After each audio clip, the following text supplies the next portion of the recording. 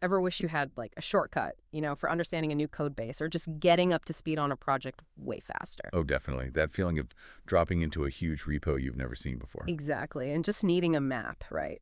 Ah, Well, today we're doing a deep dive into a pretty exciting tool for developers, Junie AI Code Assistant, specifically how it works inside JetBrains WebStorm. yeah, this idea of an AI pair programmer, Yeah, it's really starting to change things for engineers. totally. So our mission here is to unpack what an experienced CTO found after using Junie AI like daily for a whole month. Okay, so firsthand experience. Yep. We'll lay out the strengths. Some are pretty surprising, but also the weaknesses and how it stacks up against other tools out there. Right. The goal is to give you a clear picture of what this means for, productivity, learning, maybe even the future of coding. Sound good. So let's unpack this. We've got some really fascinating insights from this CTO who really put Junie AI through its paces. If you're a developer, or honestly, even if you're just curious about how AI is weaving into professional tools, this should be super insightful. But it sounds like there are some catches. Oh, yeah, there are definitely a few important caveats we'll get into. Okay. So after digging into this CTO's month-long trial, what really jumped out first was how Junie AI can be a massive force multiplier. A force multiplier. How so? Well, first off, it's deep code base awareness. The CTO mentioned Junie's knack for intelligently parsing and reasoning through an entire repository. Even complex ones, like monorepos. Exactly, even complex monorepos with multiple modules. It respects JIT-ignore rules, it interrogates the project structure, it treats context as, super important. That's pretty sophisticated. It's a game changer when you're, as the CTO put it, parachuting into a repo you didn't write or wrote a few years ago. Doesn't matter if it's a microservice or some old monolith. Right. It just flattens that learning curve, gets you productive in minutes instead of days. Wow, minutes. That's a bold claim. But I can see how it would redefine onboarding costs or even just switching developers between projects. Totally. Think about agile sprints. Cutting days of ramp up to hours. That's a huge strategic edge, especially for lean teams. Yeah, it changes the whole calculation around technical debt or tackling unfamiliar tech. Absolutely. And speaking of flattening curves, another big one for the CTO was Junie's get-aware comparisons. Get aware. So it understands version control. Yeah, it uses git diff really effectively. You can ask it to compare your current branch to main or any other branch, really. And what does it do? Just show the diff? No, it goes further. It summarizes the changes, explains why they might be important, and even flags potential risks. Okay. So it's like having a sort of automated code reviewer looking over your shoulder. Kind of like a second reviewer checking your assumptions. Now, how does that second reviewer thing really differ from, say, just using a good linter or even getting a human review? Does it catch specific things well or maybe miss others? That's a really important distinction. Linters, they catch syntax errors, style issues. Junie tries to reason about the implications of the code changes. Okay. It attempts to explain why a change matters, not just what changed. That's a step up. But it's not perfect, I'm guessing. No, I mean, it's still focused mostly on the immediate code. It might spot a potential null pointer, sure, but it's probably not going to question, say, your whole microservice design choice and the potential distributed system risks that introduces. Ah, okay. So it's tactical. Exactly. It's a tool for tactical review, not really strategic architectural oversight. You still absolutely need that human perspective for the big picture. Gotcha. Okay, now for something that might make developers actually smile, unit test automation. Uh-oh. Unit tests. I know, right? But the CTO actually said Junie makes writing them bearable, dare I say, enjoyable. Enjoyable. And unit tests in the same sentence. Are we sure about that? I know. But maybe enjoyable is relative. True. Maybe it moves it from agony to just tolerable. Which, yeah, in dev terms, that's pretty good. Right. The source said it scaffolds shockingly good jest or mocha tests. Shockingly good. Okay. And the impact was real. It helped push code coverage on some complex modules from basically 0 to nearly 100%. Wow. It even apparently called out missed edge cases and provided decent mocks. That's impressive. Getting good mocks automatically is often tricky. Yeah, but here's where it gets even more interesting, I think. Beyond just generating the test code, Junie provides self-testing suggestions. Self-testing. What does that mean? Like when it suggests code changes, it actually tries to verify its own output. It'll run your test suite if you have one. Okay. Or if not, it might even write its own tests just to check its suggested changes. Huh. That's proactive. Totally. Mm. And it checks against lint rules, coverage goals, and if it misses the mark, it tries to make improvements. So it's trying to close the loop on its own suggestions. That's quite different from just being a glorified autocomplete, isn't it? Exactly. That proactive checking, it really sets it apart. It feels like a step closer to actual pair programming rather than just, code generation. Yeah, it shifts the burden a bit. Right. Instead of just validating syntax, the developer can focus more on the higher level stuff, the architecture, the actual problem solving. Right. And it's not just for solo devs. The CTO mentioned it's a massive supercharger for developer onboarding. I can see that. Getting new folks up to speed. Yeah, or even experienced devs jumping onto a new service. It helps them grasp workflows, dependencies, side effects, without digging through code manually or relying on potentially outdated docs. Big win for team agility. Makes sense. And the final good point is its contextual awareness within the IDE. That seamless integration into JetBrains tools, WebStorm, IntelliJ, PyCharm. So it knows about your project structure. Yes. Project structure, modules, imports, even which files you have open in tabs. Yeah. It navigates the repo like a developer would. Okay. The CTO actually watched its chain of thought, the AI showing its reasoning, The code yeah. and saw it making logical predictions, finding related classes. Just like a human dev would piece things together. That's pretty deep understanding. That integration piece is powerful. Context is everything for these tools. Definitely. But, okay, as with any powerful tool, there are blind spots, quirks. And they're not just small things. They kind of highlight where these AI models still struggle with established human ways of doing things. Right, the bad. Let's hear it.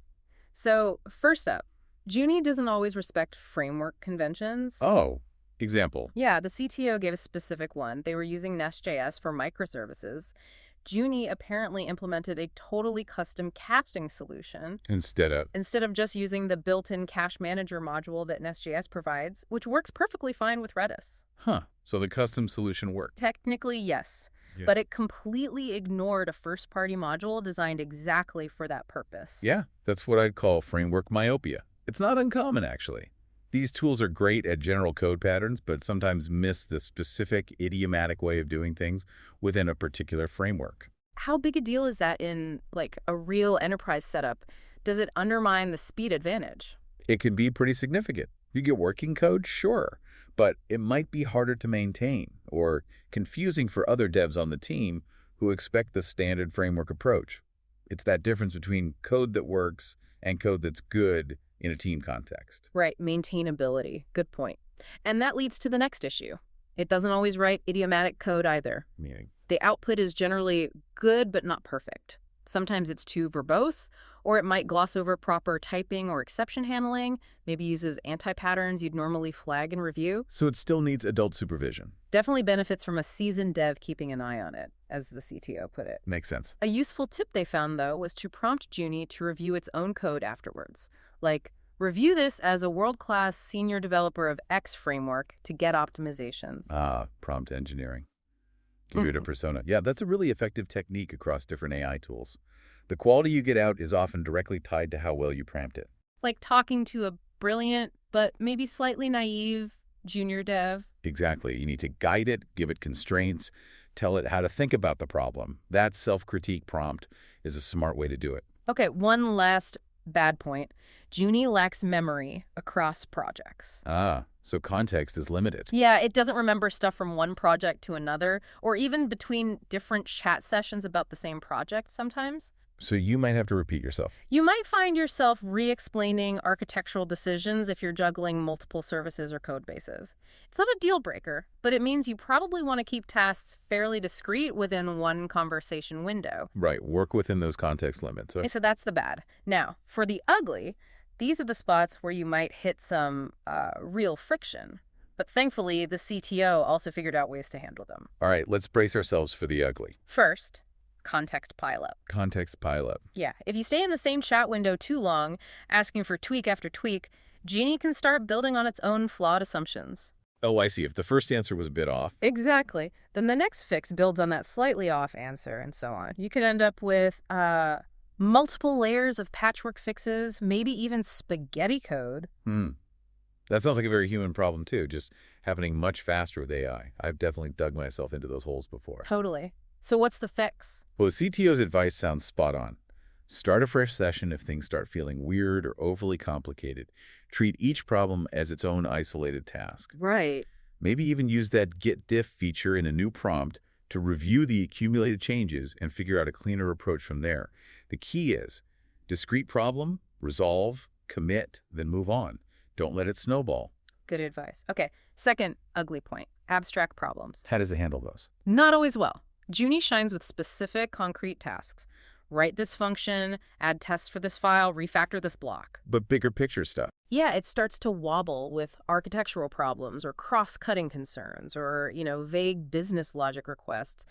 The back and forth gets longer, the value drops off quickly unless you really steer it hard. So what do you do then? Just give up on using it for those? Not necessarily. The CTO found it better to shift how they used it, switch from code mode to ask mode. Use it more like a conversational partner. Exactly. Use it for brainstorming, breaking down the complex problem, formulating strategies, getting ideas. Leverage its reasoning for problem definition and strategy, not just expecting it to write the whole complex solution. That's a smart adaptation, using the tool for what it's good at in that context. Right. And lastly, for the ugly, but this one's actually a solution, you will want to use rollback. It has a rollback feature. Thankfully, yes. You can revert the AI's changes, even multiple steps back. Oh, that's crucial. The CTO said it saved them more than once from junk output that looked promising at first but quickly unraveled. So, yeah, a critical safety net. Absolutely essential for any tool that modifies your code directly. Okay. So, after all that, the good, the bad, the ugly, how does Junie actually stack up against other AI coding assistants? This is pretty key, right? Yeah, the competitive landscape. Where does it fit? Let's look at Junie versus Claude Code first. Okay, Claude Code runs from the terminal, right, as an NPM package. Yep. And it's known for producing code that often aligns really well with framework best practices. Right, whereas Junie is all about that IDE integration. Exactly. Full IDE integration, the chain of thought, session rollback, change history, all that workflow stuff. And they can use the same underlying model sometimes. Yeah, both can run on Anthropic's Sonnet 4 engine, apparently. Yeah. Junie defaults to an earlier one, 3.7, but you can switch it. Interesting. So what was the CTO's preference? They found Junie's workflow features inside WebStorm more practical for just day-to-day development. But they kept Claude Code handy. Yeah, I kept it in the terminal as a backup, or for times when Junie was maybe struggling with a particular task. That makes a lot of sense. It suggests developers might end up using a suite of AI tools, not just one. Pick the best one for the job at hand. Totally. And speaking of other models, the CTO noted that Anthropic's Claude models, generally, are really strong at reasoning through complex logic and generating readable code, often better than, say, Cursor or Copilot for pure problem solving. And OpenAI. OpenAI's latest, O3, was described as neck and neck with Claude, depending on the task. Apparently quite good for Terraform output, too. So it really is about matching the tool to the task, not a single winner-takes-all situation. Doesn't seem like it. More like building an AI toolkit. Which brings us to cost. How does Junie compare there? Right, cost effectiveness, always important. Tools like Cursor and Windsurf, they're not really free in practice, are they? No, you usually have to bring your own API keys for Anthropic or OpenAI. And those tokens can add up fast, especially with heavy daily use. Could end up costing more than Junie's flat rate. And Junie's rate is? The ultimate license is $20 a month. The CTO mentioned they haven't even hit token limits with that. $20 a month flat. That's pretty reasonable for a professional tool. Yeah, and they pointed out that JetBrains IDs themselves, like WebStorm or PyCharm, are pretty affordable too, especially under startup programs like $240 for 5 seats. So the total cost for the IDE plus Junie AI is pretty minimal for most dev teams or startups. A rounding error for most startup budgets, was the quote. Seems like a strong value proposition on the cost front. Definitely. Okay, so let's try and bring all this together. What's the final verdict on Junie AI? For you, listening, trying to stay informed on these tools, the CTO's takeaway is pretty compelling. So overall, thumbs up or down? Overall, definitely positive. Junie AI made the CTO significantly more productive, especially when dealing with unfamiliar code. Cutting down that exploration time. Exactly. Less time tracing logic, faster feature rollouts, less dependency on other developers, which is a huge deal on lean teams or when you're working across different services. Yeah, that reduced dependency is key. The cost effectiveness, as we just said, is a big plus. But, and this is the crucial caveat again, it's not perfect. Still need to think. Yeah. Still need to review. Absolutely. You have to review the output critically. Hmm. But the key thing seems to be that Junie fits naturally into the flow of development without feeling like a drag. It makes the right things faster without creating too many new headaches. As long as you use it intentionally, Yeah, knowing its strengths and weaknesses. exactly. So while it's clearly a powerful assistant, it really just reinforces that human expertise, human critical thinking, they're still absolutely essential, right? Oh, completely. Yeah. It doesn't replace the need for skilled developers. It augments them. It handles some of the grunt work, freeing up mental energy for the harder problems. And like the CTO found, you can always cross-reference its suggestions with other AIs like Claude Code, Gemini, or OpenAI if you get stuck. Yeah, that's a good safety net. So given all that, the CTO's recommendation makes sense. For existing JetBrains users, it sounds like a no-brainer. And maybe even a reason to switch to JetBrains if you're not using it already, considering the IDE benefits too. Potentially, yeah. The human element isn't gone. It's just shifted more towards architecture, strategy, and that critical review. What a deep dive, huh? From flattening learning curves and automating tests to really understanding its limits. Junie AI gives us a fascinating peek into how AI is evolving within the development workflow. It really does. The landscape is changing fast. Which leads to maybe a final thought to leave you with. As these AI tools like Junie get even more sophisticated, how do you think the actual role of the human developer is going to keep evolving? Beyond just reviewing the AI's code, what new skills might become even more critical? That's the big question, isn't it? Strategic thinking, system design, communication, maybe even prompt engineering itself becomes a core skill. Yeah, something to mull over as you think about how these tools might fit into your own learning or your work.